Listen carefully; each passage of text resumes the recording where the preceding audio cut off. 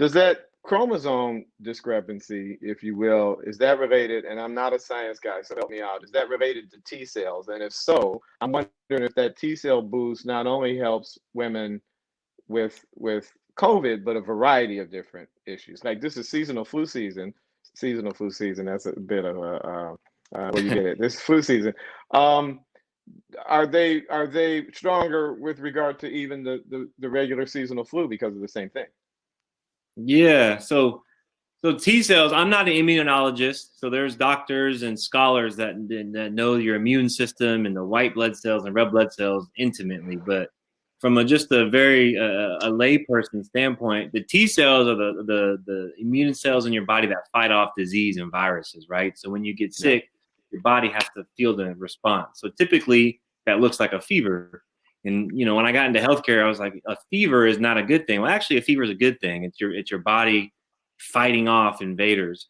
So women do have a higher T cell response. So when they do, and their body is being attacked by some pathogen, so some bacteria or a virus, their T cell response is higher than men, thus having more ability to fight off diseases. Wow.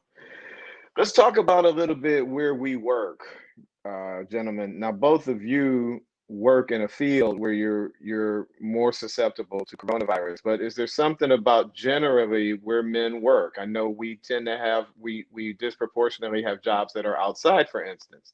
So that suggested to me that it might be harder to socially distance.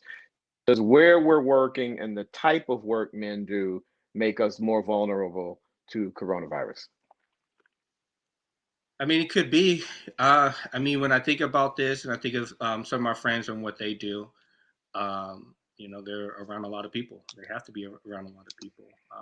I mean, I'll drive by construction and I'll see just a bunch of guys out there, um, and most of the time still not wearing a mask.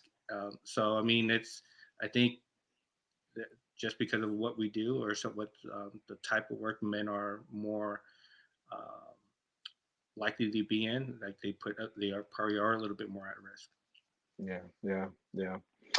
I want to touch today on some history. I just caught an excellent hour-long documentary on CNN about the flu pandemic, formerly known as the Spanish flu from 1918. And I was really struck by the parallels between what uh, our folks went through 100 years ago and what we clearly did not learn from that because city after city after city after city struggled to do we wear masks or not. There was a component of a population in each city that said, oh, we don't want to do that. We don't have to do that.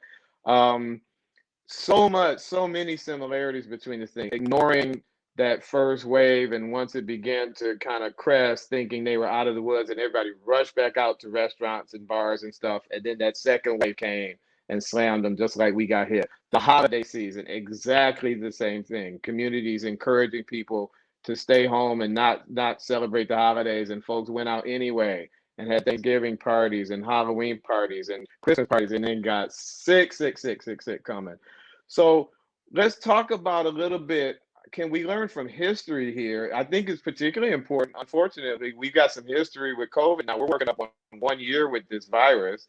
Even can we learn from 100 years ago? Can we learn from 2020 about how we're going to manage this virus moving forward?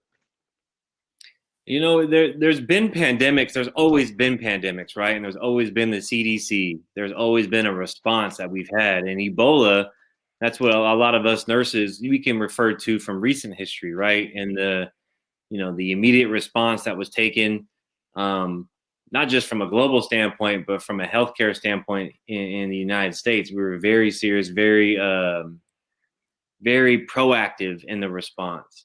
I believe we've been proactive here in the United States with COVID-19, but as much of us have learned throughout this year, it's been a debatable topic. So I think that's the parallel from what you're talking about 1918 to now, is that people are debating whether or not the virus can get them, right? Or whether or not the virus is as big of an issue as they believe it is.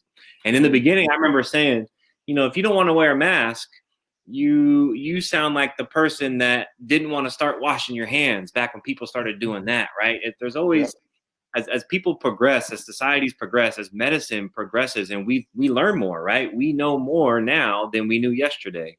So by that being itself, the science now tells us that masks are important. It sounds like they were saying masks were important back in 1918.